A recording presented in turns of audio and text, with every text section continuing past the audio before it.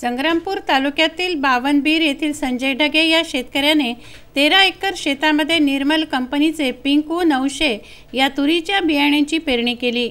सदर पीक 6 फुटांपर्यंत वाढले। तूर फुलोऱ्याच्या अवस्थेत असताना तूर पीक सुकू लागलं। त्यामुळे शेतकरी संजय ढगे यांनी या पिकांना संजीवनी देण्यासाठी उपाययोजनाही केल्या, मात्र संपूर्ण पीकच पिवळं पडून जळालं आहे। निर्मल कंपनीचे बियाणे बोगस निघाल्याने पीक जळाल्याचा आरोप ढगे यांनी केला आहे।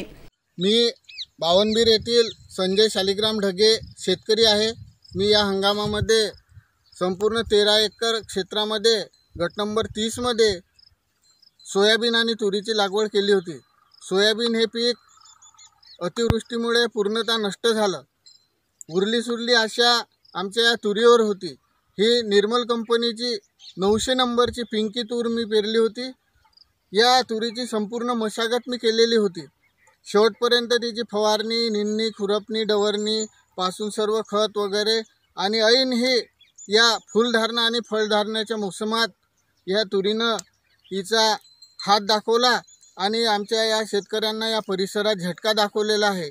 माझ्या शेतामध्ये संपूर्ण 13 एकरामध्ये हे पिंकी 900 निर्मल कंपनीचं हे बियाणं बोगस निघालेलं आहे आणि माझ्या शेतातील संपूर्ण 13 एकरातील ही तूर जळून खाक झालेली आहे। हा एक मोठा संशोधनाचा विषय आहे। या कंपनीचे माझ्या मते या कंपनीचे बियाणेच बोगस असल्याचा माझा प्राथमिक अंदाज आहे। तरी संबंधित कृषी अधिकाऱ्यांनी या परिसरामध्ये तातडीने लक्ष देण्याची गरज आहे, अन्यथा परिसरातील संपूर्ण शेतकरी नष्ट झाल्याशिवाय राहणार नाही।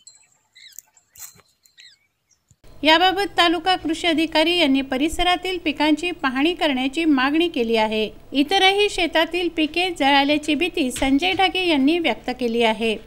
प्रशांत खंडारे, विदर्भ न्यूज, बुलढाणा।